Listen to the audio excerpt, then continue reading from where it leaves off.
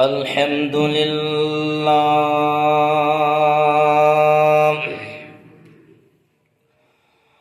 إن الحمد لله نحمده ونستعينه ونستغفره ونؤمن به ونتوكل عليه ونعوذ بالله من شرور أنفسنا ومن سيئات أعمالنا من يهديه الله فلا مضل له ومن يضلله فلا هادي له ونشهد أن لا إله إلا الله وحده لا شريك له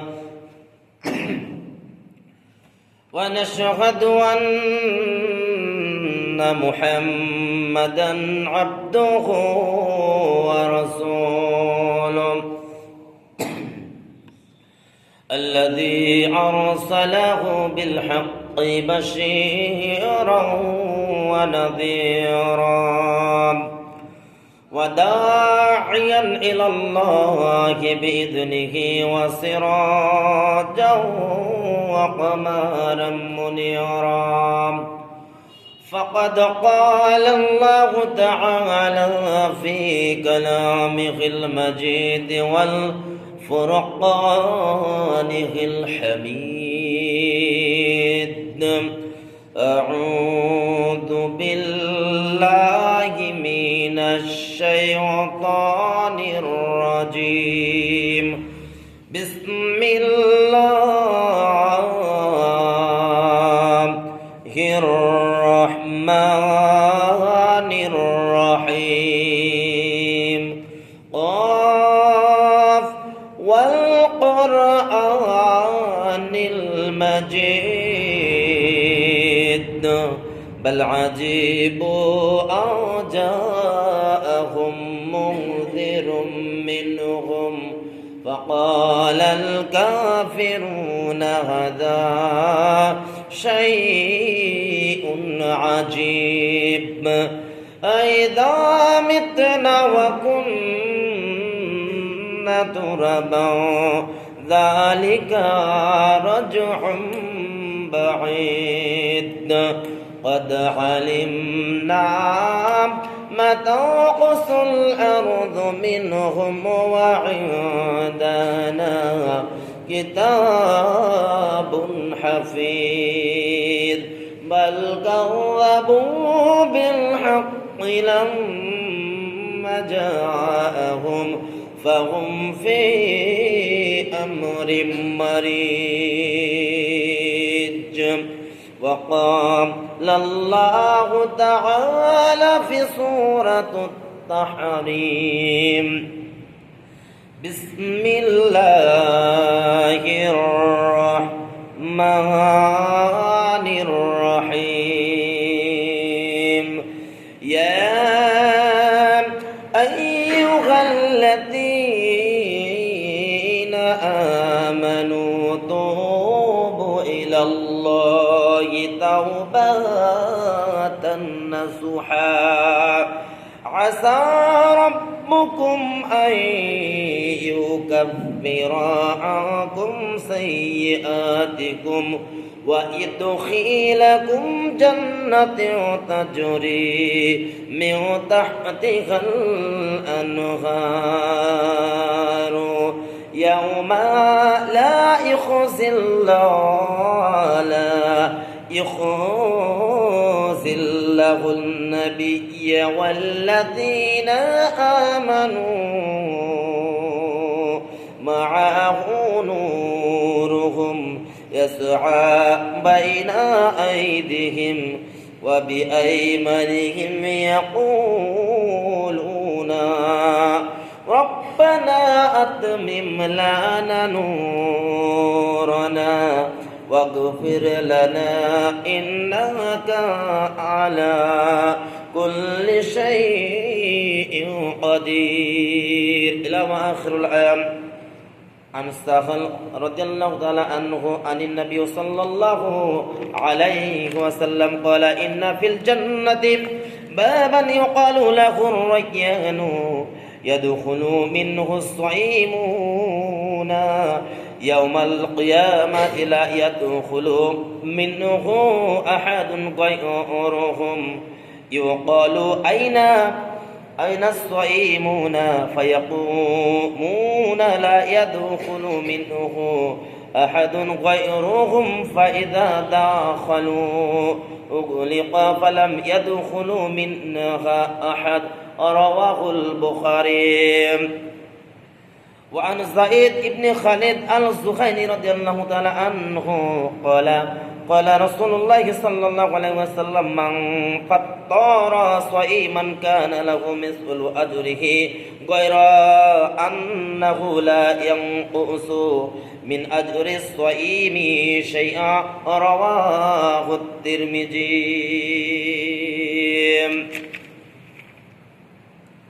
الحمد لله প্রশংসা আল্লাহ রাব্বুল আলামিনের জন্য। আল্লাহ রাব্বুল আলামিন আজকে আমাদেরকে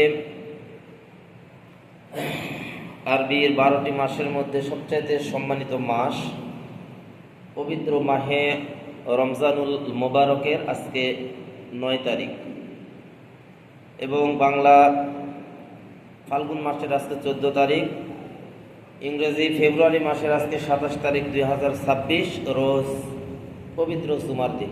প্রত্যেক জুমার ন্যায় আজকে আল্লাহ আমাদেরকে দয়া করে মায়া করে মহব্বত করে রমজান মাসের সিয়ামরত অবস্থায় জুমার এই মসজিদে উপস্থিত হবার মতন তৌফিক দান করেছেন।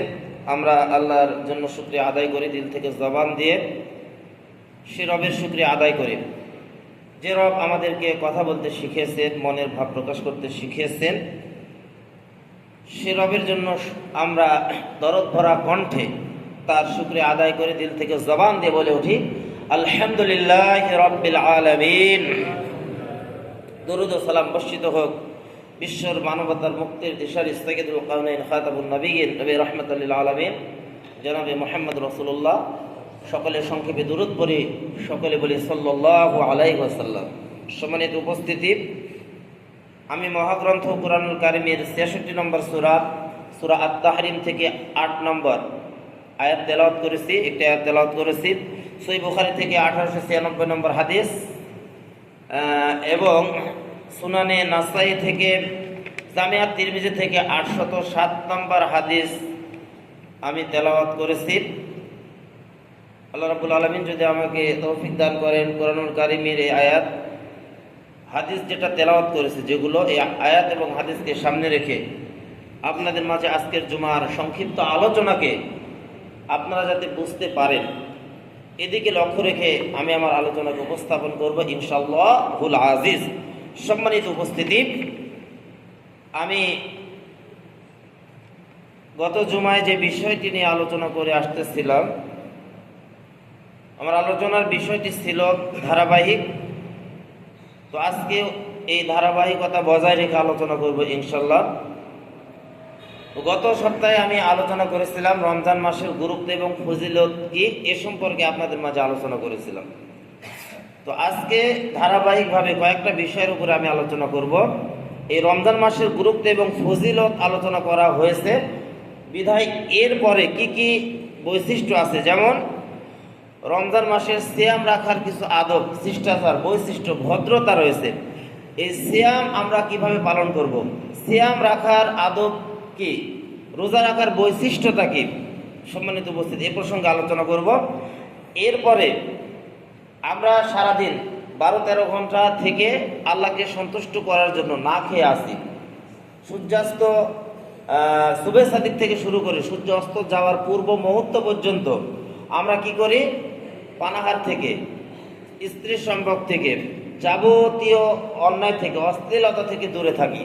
তো এই দূরে থাকার নামটাই হচ্ছে সিয়াম। সম্মানিত উপস্থিতি, তো এই 12-13 ঘন্টা সিয়াম রাখার পরে আমাদের কি কি উপকারিতা রয়েছে, সিয়ামের কি কি উপকারিতা, এ প্রসঙ্গে আলোচনা করব। এবং এই সিয়াম রাখতে গিয়ে আমরা অনেক ভুল করে থাকি। যে সমস্ত ভুল করলে আমাদের সিয়াম নষ্ট হয়ে যায়, বাতিল হয়ে যায়। এই সিয়াম ভঙ্গের কারণ নিয়ে আলোচনা করব এবং সিয়ামের কিছু মাসলা মাসাইল রয়েছে, সমাধান রয়েছে, এ সম্পর্কে অর্থাৎ মাসলা মাসাইল সম্পর্কে আলোচনা করব। সম্মানিত উপস্থিতি, তো প্রথমে সিয়াম রাখার কিছু আদব বা বৈশিষ্ট্য এ প্রসঙ্গে আমি আলোচনা করব। তো আমি যে আয়াতটি তেলাওয়াত করেছি সূরা তাহরিম 66 নম্বর সূরা 8 নম্বর আয়াত, বিষয়টা আমরা একটু ভালো করে বুঝি। 66 নম্বর সূরা 8 নম্বর আয়াত, পবিত্র মাহে রমজান আমাদের নিকটে যখন আসে, এই রমজান মাসটা কিন্তু পাপ মোচন করে নেওয়ার মাস। এই রমজান মাসটা আমাদেরকে একটি সুবর্ণ সুযোগ দেয়, গুনাহ মাফ করে নেওয়ার মাসটাই হচ্ছে রমজান মাস। সম্মানিত উপস্থিতি, তো পাপ মোচনের সুবর্ণ সুযোগ এনে দেয় আমাদের এই রমজান মাস, তওবা করার সুবর্ণ সুযোগ এনে দেয় আমাদেরকে এই রমজান মাস। সম্মানিত উপস্থিতি, তো মহান আল্লাহ কুরআনুল কারীমের সূরা তাহরিম এর 8 নম্বর আয়াতে আল্লাহ বলছেন যে ইয়া আইয়ুহাল্লাযীনা আমানু, হে ঈমানদারগণ, তুবু ইলাল্লাহি তাওবাতান নাসুহা, তোমরা কি করো? আল্লাহর নিকটে তওবায়ে নাসুহা করো। আল্লাহ বলছেন যে হে ঈমানদারগণ, তোমরা আমার নিকটে তওবায়ে নাসুহা করো। আসা রাব্বুকুম আইয়ুকাফিরা আনকুম, আশা করা যায় আমি আল্লাহ তোমাদের পাপকে ক্ষমা করে দেব। সুবহানাল্লাহ, তোমাদের পাপকে মিটিয়ে দেব। আল্লাহ বলছেন যে আইয়ুকাফিরা আনকুম সাইয়্যাতিকুম, তোমরা আশা করতে পারো, তওবা যদি করতে পারো, আমি আল্লাহ তোমাদের পাপ সমূহকে মিটিয়ে দেব, ক্ষমা করে দেব। ওয়া ইদখিলুকুম জান্নাতিন তাজরি মিন তাহতিহাল আনহার, শুধু ক্ষমাই করে দেব না, ক্ষমা করার পরে তোমাদের এমন জান্নাত দান করব।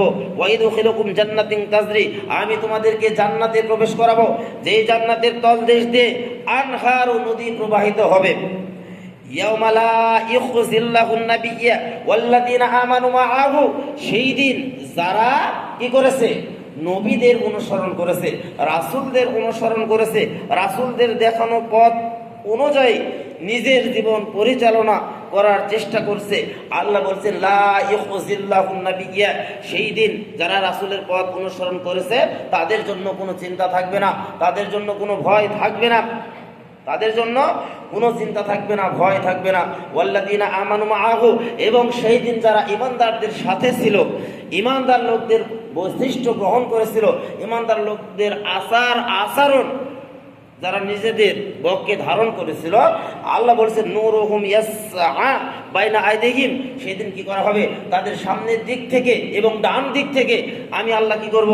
তাদেরকে আলো দান করব। সুবহানাল্লাহ। সম্মানিত উপস্থিতি, পরবর্তী আয়াত আল্লাহ বলছেন ইয়াকুলু রব্বানা আতমিম, আল্লাহ বলছেন ইয়াকুলু রব্বানা আতমিম লানা নূরানা, সেই দিন যারা ঈমানদার ব্যক্তি, সেই দিন ঈমানদারেরা বলবে যে আল্লাহ আমাকে কি করেন? ইয়াকুলু, সেই দিন তারা বলবে আমাকে নূর দান করেন এবং নূর দ্বারা, আলো দ্বারা আমাকে পরিপূর্ণ করে দেন। ওয়াগফির লানা, হে রব আমি তোমার নিকটে ক্ষমা চাচ্ছি। ইন্নাকা আলা কুল্লি শাইইন কাদির, নিশ্চয় তুমি প্রত্যেকটি বিষয়ের উপরে ক্ষমতাশীল, তুমি প্রত্যেকটি বিষয়ের উপরে ক্ষমতাশীল, সমস্ত ক্ষমতার উৎসই হচ্ছে তুমি। সম্মানিত উপস্থিতি, তাহলে এই আয়াত দ্বারা আমরা বুঝলাম, সংক্ষিপ্ত দুইটা ব্যাখ্যা করব আয়াতের। তো আল্লাহ এখানে বললেন যে হে ঈমানদারগণ, তোমরা যারা ঈমান এনেছো, তুবু ইলাল্লাহি তাওবাতুন নাসুহা, তোমরা আল্লাহর নিকটে কি করো? তওবায়ে নাসুহা করো। এখন এই তওবায়ে নাসুহাটা কি? সম্মানিত উপস্থিতি, এই আয়াতের তাফসীরে ব্যাখ্যায় উল্লেখ করা হয়েছে তওবায়ে নাসুহার মধ্যে 4টা শর্ত থাকতে হবে। নাম্বার 1, আল্লাহ এখানে এই কুরআনুল কারীমের ভিতরে তাফসীরকারগণ এখানে ব্যাখ্যা করেছেন যে 1 নম্বর যেই ব্যাখ্যা সেটা করেছেন যে ভবিষ্যতে কি করতে হবে? সকল প্রকার পাপ কাজ থেকে তাকে বিরত হতে হবে। 1 নম্বর সত্য, তওবায়ে নাসুহার 1 নম্বর সত্য যে ভবিষ্যতে পাপ কর্ম থেকে বিরত থাকতে হবে। 2 নম্বর সত্য যে পাপ করব না বলে এরকম নিয়ত করতে হবে।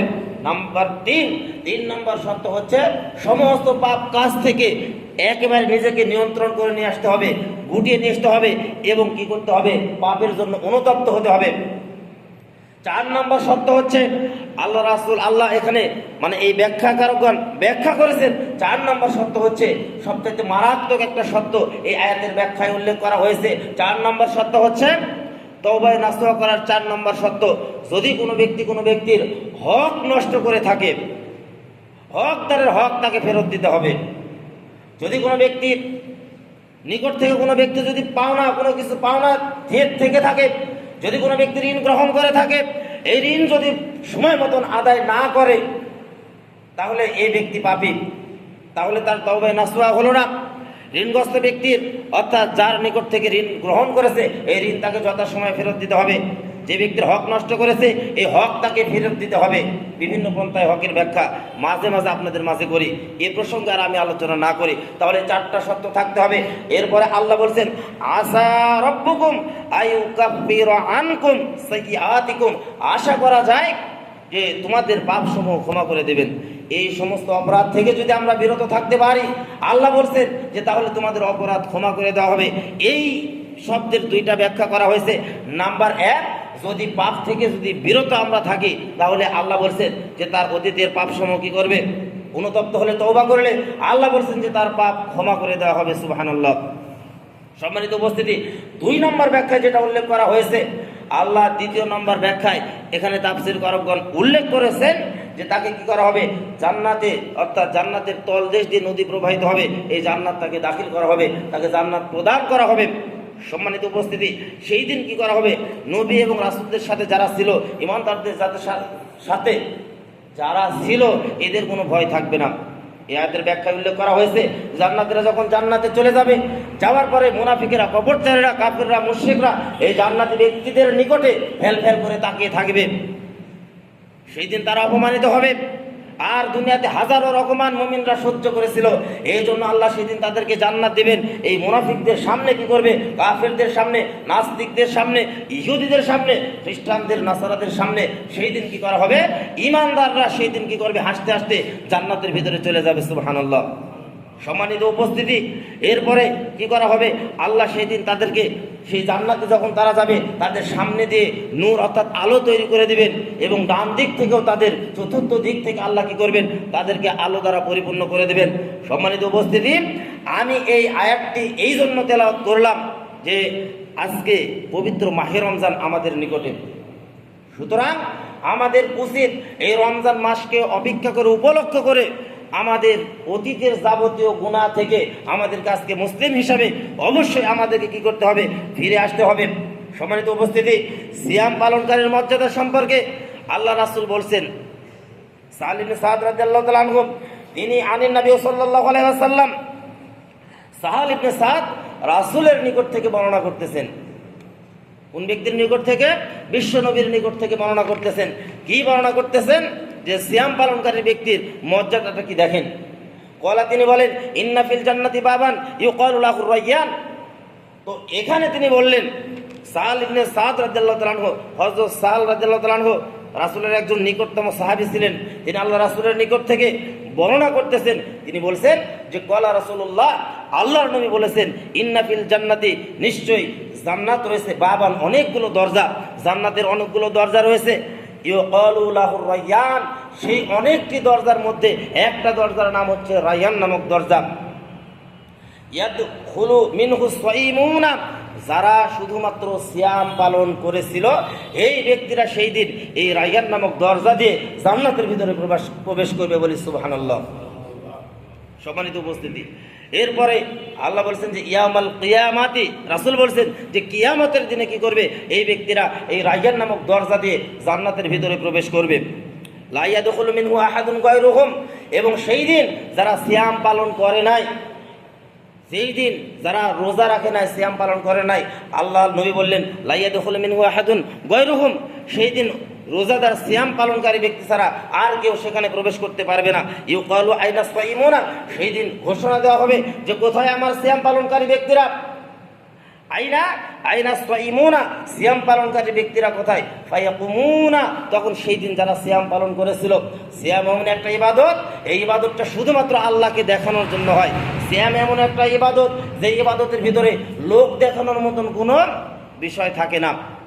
সম্মানিত উপস্থিতি, তো সেই দিন সিয়াম পালনকারী ব্যক্তিরা দাঁড়িয়ে যাবে, লা ইয়াদখুলু মিনহু আহাদুন গায়রুহুম, সেই দিন সিয়াম পালনকারী ব্যক্তিরা ছাড়া আর কেউ জান্নাতের ভিতরে প্রবেশ করতে পারবে না। ফাইজা দাখালু উকলিকু ফালাম ইয়াদখুলু মিনহু আহাদুন, সেই দিন সিয়াম পালনকারী ব্যক্তিরা যখন জান্নাতে প্রবেশ করবে, জান্নাতে প্রবেশ করার সাথে সাথে এই জান্নাতের দরজা কি করে দেওয়া হবে সিয়াম পালনকারী ব্যক্তিদের জন্য, এই রায়্যান নামক দরজা, যখন তারা সমস্ত সিয়াম পালনকারী ব্যক্তিরা জান্নাতে প্রবেশ করবে, প্রবেশ করার সাথে সাথে সমস্ত জান্নাতবাসীদের জন্য, এই সিয়াম পালনকারী ব্যক্তিদের জন্য এই দরজাটা তখন বন্ধ করে দেওয়া হবে। ফালাম ইয়াদখুলু মিনহু আহাদুন, আর কেউ এই দরজা দিয়ে সেই দিন সেখানে প্রবেশ করতে পারবে না। সম্মানিত উপস্থিতি, আজকে আপনি সিয়াম পালন করতেছেন না, মসজিদে আসতেছেন, সিয়াম পালন করতেছে না, রোজার ঈদের শেষে আপনি সবার কাতারে যায় নামাজ নিয়ে এসে কাতারে জায়গা আপনি দখল করে বসে আছেন, লোক দেখানোর ইবাদতের কোনো প্রয়োজন নাই।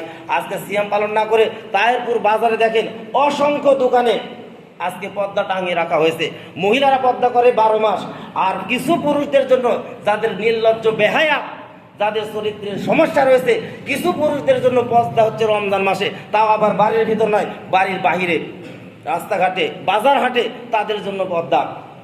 আপনার তো লজ্জা থাকা উচিত। সিয়ামের মাস, সুস্থ শরীর আপনাকে আল্লাহ দান করেছেন। সম্মানিত উপস্থিতি, স্বাভাবিক মানুষ আপনি কিভাবে আপনি এমন নির্লজ্জ কাজ করতে পারেন যে আপনি সিয়াম না রেখে, রোজা না রেখে আপনি বাজারে গিয়ে হোটেলের ভিতরে পর্দার ভিতরে আপনি বসে থেকে খেলেন? আপনাকে কে অধিকার দিয়েছে? আপনি যদি আল্লাহর ভয় না থাকে, মানুষকে কি জন্য আপনি ভয় করতেছেন? যারা এরকম দোকানদারি যারা করেন তাদের প্রতি অনুরোধ রাখবো, পর্দা আজ থেকে খুলে ফেলবেন, পর্দা খুলে দিবেন। আল্লাহকে যদি ভয় না করে, মানুষকে ভয় করার কোনো প্রয়োজন নাই। সম্মানিত উপস্থিতি, তাহলে সিয়াম পালনকারী ব্যক্তি ছাড়া কেউ সেদিন জান্নাতে যেতে পারবে না, রায়্যান নামক দরজা দিয়ে জান্নাতের ভিতরে প্রবেশ করতে পারবে না। সম্মানিত উপস্থিতি, এরপরে দেখেন সিয়ামের অন্যতম একটা আদব, গুরুত্ব হচ্ছে রোজাদারদেরকে ইফতার করানো। তো ইফতার করানোর ফজিলতটা কি? হাদিসটি উল্লেখ করা হয়েছে সহিহ তিরমিজিতে 807 নম্বর হাদিস, খুলে দেখবেন, প্রথম নম্বর খণ্ড 807 নম্বর হাদিস খুলে দেখবেন। যায়েদ ইবনে খালিদ আল জুহাইনি রাদিয়াল্লাহু তাআলা আনহু হতে বর্ণিত, তিনি বলেন রাসূল সাল্লাল্লাহু আলাইহি ওয়াসাল্লাম বলছেন যে ক্বালা রাসূলুল্লাহ মান ফাত্তারা সাইমান কানা লাহু মিসলু আজরিহি গায়রা আন্নাহু লা ইয়ানকুসু মিন আজরি সাইমি শাইআ। যে ব্যক্তি কোনো সিয়াম পালনকারী ব্যক্তিকে ইফতার করাবে, সাইমান কানা লাহু, তার জন্য অনুরূপ পরিমাণ সওয়াব রয়েছে। উভয়ের মধ্যে কি বলা হচ্ছে যে অনুরূপ পরিমাণ, কোনো ব্যক্তি যদি কোনো সিয়াম পালনকারী ব্যক্তিকে যে লোক ইফতার করায়, সে লোকের জন্য ওই সিয়াম পালনকারীর সমপরিমাণ সওয়াব রয়েছে, কিন্তু এর ফলে রোজা পালনকারীর সওয়াব থেকে বিন্দু পরিমাণ কমানো হয় না। সম্মানিত উপস্থিতি, আপনার পাশে একজন অভাবী মানুষ 1 প্যাকেট মুড়ি কিনে দেন, আপনার পাশে একজন অভাবী মানুষ 1 পা খেজুর আপনি কিনে দেন, 1 পা গুড় আপনি কিনে দেন। একজন বৃদ্ধা মহিলা রাস্তাতে হেঁটে যাচ্ছে, 20-50 টাকা তার হাতে আপনি ধরিয়ে দেন। নিজের শুধুমাত্র চিন্তা করেন, আপনার প্রতিবেশী খুব একজন অভাবী ব্যক্তি, আপনি গোপনে গিয়ে তাকে কিছু ইফতারি কিনে দেন, আপনি কিছু খেজুর তাকে কিনে দেন, এটা আল্লাহর আরশ পর্যন্ত খুশি হয়ে যাবে, সুবহানাল্লাহ। সম্মানিত উপস্থিতি, শুধুমাত্র আমরা নিজেরাই খাই, কিন্তু আমাদের প্রতিবেশীর, এতিম মিসকিন ফকিরদের, এদের কোনো খবর আমরা রাখি না। সম্মানিত উপস্থিতি, আল্লাহ আমাদের সেই তৌফিক দান করুক। আমরা সকলে বলি আমিন। এখন সিয়াম রাখার কিছু আদব রয়েছে, বৈশিষ্ট্য রয়েছে। এই বৈশিষ্ট্যটা কি? সম্মানিত উপস্থিতি, আমাদের কিছু ভাই রয়েছে, মন খারাপ করবেন না, যে ব্যক্তি সারা বছরে দেখেন অনেক ভাইয়ের আমরা কি করি, অনেক বাবারা বিড়ি সিগারেট খায়, নেশা জাতীয় দ্রব্য ক্রয় করে খায়, কিন্তু রমজান মাস আইলে কি করে, তারা ছেড়ে দেওয়ার চেষ্টা করে, শুধরানোর চেষ্টা করে। এই কিছু সংখ্যক মানুষ এটা আবার নিয়ে উপহাস করে, ঠাট্টা বিদ্রুপ করে। অনেকে বলে যে 1 মাসের জন্য মুসল্লি হয়ে গেছো, এরকম বলবেন না। সম্মানিত উপস্থিতি, বরং আপনি তার জন্য কি করবেন, সে যেন বাকি 11টি মাস যেন ভালোভাবে চলতে পারে, এই দোয়া তার জন্য করবেন। সম্মানিত উপস্থিতি, এরপরে আমার যে বোনেরা সারা বছর অনেকে নামাজ পড়ে না, কোরআনও পড়তে চায় না, পর্দাও করতে চায় না, রমজান মাস আসলে আমার বোনদেরকে আল্লাহ মন নরম করে দেয়, মা বোনদেরকে মন নরম করে দেয়। কিন্তু অন্য মায়েরা কি করে, কটাক্ষ করে। যারা নিয়মিত নামাজ কালাম পড়ে তারা কটাক্ষ করে। কটাক্ষ করবেন না, তাদেরকে উৎসাহ দিবেন যেন বাকি 11টি মাসেও যেন এই রমজানের ভদ্রতা তারা যেন বজায় রেখে চলতে পারে, উৎসাহ দিবেন। আবার দেখবেন আমাদের মধ্যে কিছু যুবক ভাইরা আছে সারা বছর অশ্লীল সিনেমা দেখে, নাটক দেখে, গান বাজনা, কনসার্ট ইত্যাদি নিয়ে, জুয়ার বোর্ড, মদের আসর নিয়ে তারা ব্যস্ত থাকে, নষ্ট চরিত্র তারা গ্রহণ করে। তারাও কি করে, একসময় মসজিদে আসে আল্লাহকে স্মরণ করার জন্য, রমজান মাস আসলে আসে। আপনি তাকে আসতে দেন কেন? আপনি তাকে মনে আঘাত দিয়ে কথা বলবেন, তার জন্য দোয়া করবেন যে এই মাসে যেভাবে মসজিদে আসতেছে বাকি শাওয়াল মাসেও যেন থেকে শুরু করে বাকি আগামী রমজান পর্যন্ত যতদিন পর্যন্ত তাকে আল্লাহ হায়াত দান করেছেন, এই হায়াতে জিন্দেগানি সে যেন এই মসজিদে এসে সালাত আদায় করতে পারে, তার চরিত্রটা যে ভালো হয়, আপনি তার জন্য দোয়া করেন। সম্মানিত উপস্থিতি, অনেক মানুষ কি করে, সংসারের দোহাই দিয়ে, কাজের ব্যস্ততা দিয়ে অনেকে সিয়াম ভঙ্গ করে। এরকম অনেক বহু প্রমাণ রয়েছে, কাজের দোহাই দিয়ে সিয়াম ভঙ্গ করে। সংসারের দায়িত্ব আপনার কখনো শেষ হবে না, সংসারের দায়িত্ব জীবনেও আপনি শেষ করতে পারবেন না। সম্মানিত উপস্থিতি, আপনি মনে রাখবেন, আপনার দাদার দিকে তাকিয়ে দেখেন, আপনার দাদা সংসার করতে করতে মারা গিয়েছে। আপনার দাদির দিকে তাকিয়ে দেখেন, আপনার দাদি এই সংসারের বোঝা বহন করতে করতে মারা গিয়েছে। আপনার দাদা আপনার বাপের জন্য জমি ক্রয় করে আপনার বাপের জন্য রেখে গিয়েছে, আপনার ফুপুর জন্য রেখে গিয়েছে, নিজের জন্য কিছু নিয়ে যেতে পারে নাই। আপনার বাবার দিকে তাকিয়ে দেখেন, আপনার বাবা সংসার করতে করতে, সংসারের ঘানি টানতে টানতে আপনার বাবা দুনিয়া থেকে বিদায় নিয়ে চলে গেছে। আপনার মায়ের দিকে তাকিয়ে দেখেন, আপনার মা সংসারের বোঝা, সংসারের ঘানি, সংসারের দায়বদ্ধতা টানতে টানতে আপনার মা মারা গেছে। আপনার বোনের দিকে তাকিয়ে দেখেন, আপনার বোন সংসারের দায়িত্ব পালন করতে করতে গিয়ে আপনার বোন মারা গিয়েছে। সম্মানিত উপস্থিতি, এরপর আপনার প্রতিবেশীর নিকটে তাকান, আপনার প্রতিবেশী সংসারের বোঝা বহন করতে করতে আপনার চোখের সামনে মারা গিয়েছে। তার মানে সংসারের দায়িত্ব আপনার কোনোদিন শেষ হবে না। আরে আপনি বেঁচে আছেন যতদিন, জীবন আছে যতদিন, সংসারের দায়িত্ব কিভাবে আপনার শেষ হয়? আপনি জীবিত আছেন, জীবিত থাকা অবস্থায় কিভাবে সংসারের দায়িত্ব আপনার শেষ হয়? কিয়ামত পর্যন্ত আপনার এই সংসারের দায়িত্ব কখনো শেষ হবে না। সম্মানিত উপস্থিতি, আপনি জীবিত থাকবেন যতদিন, সংসারের টেনশন আপনার মাথার ভিতরে ঘুরপাক খাবে ততদিন।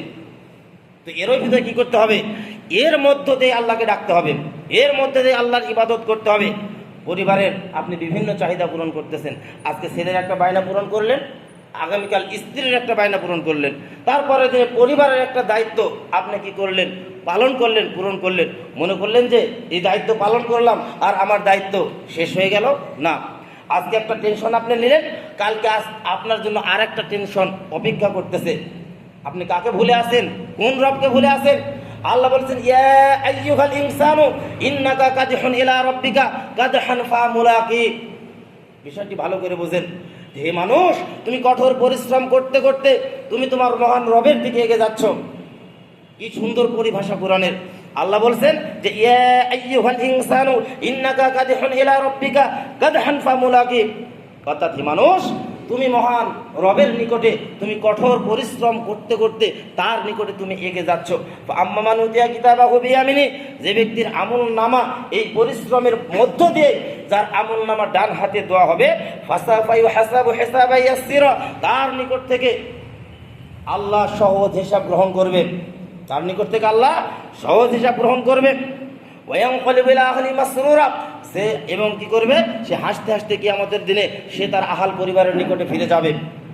তাহলে সংসারের দায়িত্ব আপনার কখনো শেষ হবে না। আপনি সংসারের দোহাই দিয়ে আজকে নামাজ থেকে বিরত আছেন, সংসারের দোহাই দিয়ে আপনি সিয়াম থেকে বিরত আছেন, সংসারের দোহাই দিয়ে আপনি কি করেছেন? আপনি ভালো ভালো কাজ থেকে বিরত আছেন। আপনি নিজেও জাহান্নামের দিকে যাচ্ছেন, আপনার আহাল পরিবারকেও আপনি জাহান্নামের দিকে ঠেলে দিচ্ছেন। সম্মানিত উপস্থিতি, আল্লাহ আমাদের সকলকে এই সংসারের প্রতিকূলতা পেরিয়ে আমল করার তৌফিক দান করেন। আমরা সকলে বলি আমিন। সম্মানিত উপস্থিতি, এখন সিয়াম রাখার কিছু আদব রয়েছে। আদবটা কি? 1 নম্বর, চোখের হেফাজত করতে হবে। বিশেষ করে যুবক শ্রেণীর ভাইদেরকে বলি, সারাদিন মোবাইল না টিপে একটু কোরআনের আয়াত পড়েন, সারাদিন গান বাজনা না শুনে একটু কোরআন শুনেন, হাদিস শুনেন, হাদিস পড়েন। এরপরে কি? জবানের হেফাজত করেন। এই জবান দিয়ে অনেক অপব্যয় করেছেন, অশ্লীলতা আপনি মুখ দিয়ে প্রকাশ করেছেন, জবান দিয়ে কথা বলেছেন। এই জবানের একটু হেফাজত করেন। রমজান মাস জবানকে কন্ট্রোল করে, নিজেকে কন্ট্রোল করেন। এরপরে আপনার কানের হেফাজত করেন।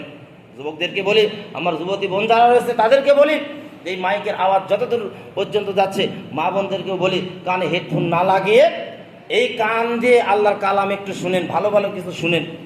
সম্মানিত উপস্থিতি, এরপর হাত ও পায়ের হেফাজত করেন। রোজার আদব এটা। হাত দিয়ে সমস্ত প্রকার হারাম খেলা বর্জন করেন, হাত দিয়ে সমস্ত প্রকার নেশা জাতীয় দ্রব্য বন্ধ করেন। এই হাতের মাধ্যমে, পায়ের মাধ্যমে অশ্লীল জায়গাতে সিয়ামরত অবস্থায় সিয়াম পালন করার পরেও অনেকে যায়, এই জায়গা বর্জন করেন। এই পাওকে, হাতকে আল্লাহ কিয়ামতের মাঠে জিজ্ঞাসা করবেন। এরপরে হালাল রুজি দ্বারা কি করেন? ইফতারের ব্যবস্থা করেন, নিজে খান, অন্যকে খাওয়ানোর চেষ্টা করেন। এরপরে সব সময় ভয় ভীতির মধ্যে থাকেন যে আমার সিয়াম হচ্ছে কিনা। সম্মানিত উপস্থিতি, এরপরে সিয়াম ভঙ্গের কিছু কারণ রয়েছে। নাম্বার 1, আমি হাদিস থেকে বলতেছি, সিয়াম অবস্থায় আমরা সকলে জানি যে স্বেচ্ছায় যদি আমরা কিছু খাই, খাদ্য গ্রহণ করি, সিয়াম ভেঙে যায়। এরপরে হিজামা বা সিঙ্গার মাধ্যমে যদি রক্ত বের করা হয় শরীর থেকে, সিয়াম নষ্ট হয়ে যাবে, ভেঙে যাবে। ইচ্ছাকৃতভাবে বমি করলে সিয়াম ভেঙে যায়। হাইয়েস্ট তথা মহিলাদের মাসিক যে ঋতুস্রাব রয়েছে, এই ঋতু লক্ষণ দেখা দিলে সিয়াম ভেঙে যাবে, পরবর্তী সেই কাজাটা আদায় করতে হবে। এরপরে ইচ্ছাকৃতভাবে কোনো পুরুষ যদি স্ত্রীর সান্নিধ্য লাভ করে তাহলে তার সিয়াম ভঙ্গ হয়ে যাবে। সম্মানিত উপস্থিতি, এরপরে কি বলা হচ্ছে যে বমি আসার পরে পুনরায় যদি কেউ এই বমিটা খেয়ে ফেলে, সিয়াম নষ্ট হয়ে যাবে, ফেলে দিতে হবে, সিয়াম নষ্ট হয়ে যাবে। এরপরে ইসলাম ত্যাগ করলে সে মুসলমান থাকে না, অর্থাৎ ইসলাম ত্যাগ করলেও সিয়ামরত অবস্থায় যদি ইসলাম ত্যাগ করে তার সিয়াম ভেঙে যাবে। এরপরে গ্লুকোজ বা শক্তিবর্ধক ইনজেকশন শরীরের ভিতরে ব্যবহার করলে, যেই ইনজেকশন ব্যবহার করার পরে শরীরের খাদ্য চাহিদা ঘাটতি পূরণ হয়, এরকম ইনজেকশন ব্যবহার করলে সিয়াম ভেঙে যাবে। এরপরে প্রস্রাব বা পায়খানার রাস্তা দিয়ে কোনো ঔষধ বা অন্য কিছু প্রবেশ করালেও আপনার সিয়াম নষ্ট হয়ে যাবে। সম্মানিত উপস্থিতি, এরপরে রোজাদারকে কেউ জোর করে খাওয়ালেও সিয়াম নষ্ট হয়ে যাবে, জোর করে খাওয়ালেও সিয়াম নষ্ট হয়ে যাবে। এরপরে ইফতারের সময় হয়েছে ভেবে সূর্যাস্তের পূর্বে যদি কেউ ইফতার করে তাহলে তার সিয়াম নষ্ট হয়ে যাবে। সম্মানিত উপস্থিতি, এরপরে ভুলবশত কোনো কিছু খেলে রোজা ভেঙে যায় না, কিন্তু পুনরায় যখন খাবেন আপনার সিয়াম নষ্ট হয়ে যাবে। এরপরে বৃষ্টির পানি যদি মুখে পড়ে, এই পানি যদি আপনি খান আপনার সিয়াম নষ্ট হয়ে যাবে। এরপরে কান বা নাক দিয়ে ওষুধ প্রবেশ করালে আপনার সিয়াম নষ্ট হয়ে যাবে। কানের ভিতর দিয়ে, নাকের ভিতর দিয়ে ওষুধ আপনি যদি প্রবেশ করান, সাধারণত এই ওষুধটা শ্বাসনালীর ভিতরে যায়, এই জন্য সিয়াম নষ্ট হয়ে যাবে। এরপরে জিহ্বা দিয়ে দাঁতের ফাঁক থেকে কোনো কিছু সিয়ামরত অবস্থায়, মনে করেন পরবর্তীতে আপনি সাহারি খেয়েছেন, খাওয়ার পরে গুস্তর একটা টুকরা বেঁধে আছে, পুনরায় আপনি নিয়ে সেখানে খেয়ে ফেললেন, সিয়াম আপনার নষ্ট হয়ে যাবে, ভেঙে যাবে। এরপরে রোজা থাকা অবস্থায় উযুতে কুলি বা নাকে পানি দেওয়ার সময় লক্ষ্য রাখতে হবে, অর্থাৎ নাকে পানির ভিতরে পানি দেওয়া যাবে না, সিয়ামরত অবস্থায় কি করা যাবে না। রুজু অবস্থায় উযুতে কুলি করা, অর্থাৎ গড়গড়ার সহিত কুলি করা নিষেধ। এরপরে কি, তারপরে নাকের ভিতরে অনেক আমরা পানি দিই। সম্মানিত উপস্থিতি, এই পানিটা রমজান মাস আল্লাহ অর্থাৎ রাসূল আমাদেরকে নিষেধ করেছেন, এই পানিটা যেন নাকের ভিতরে আমরা না দিই। নাকের ভিতরে দিলে শ্বাসনালী দিয়ে খাদ্যতন্ত্রের ভিতরে, স্টমাকের ভিতরে, যেটাকে আমরা পাকস্থলী বলি, এর ভিতরে খাবার যেতে পারে, এই পানিটা যেতে পারে। এই জন্য রোজার একটা মাস পানি দিবেন না নাকে। আপনি যদি মনে করেন প্রমাণটা কি, সহিহ বুখারী হাদিস নম্বর 304, 1894, 1939, সহিহ আবু দাউদ 2376, জামে আত-তিরমিজি হাদিস নম্বর 720। সম্মানিত উপস্থিতি, এ প্রসঙ্গে আজকে আলোচনা করলাম, বাকি আলোচনা আগামী দিনে রাখার চেষ্টা করব। ওয়া মা তাওফীকি ইল্লা বিল্লাহিল আজিজ। বারাকাল্লাহু লানা ওয়া লাকুম ফিল কুরআন।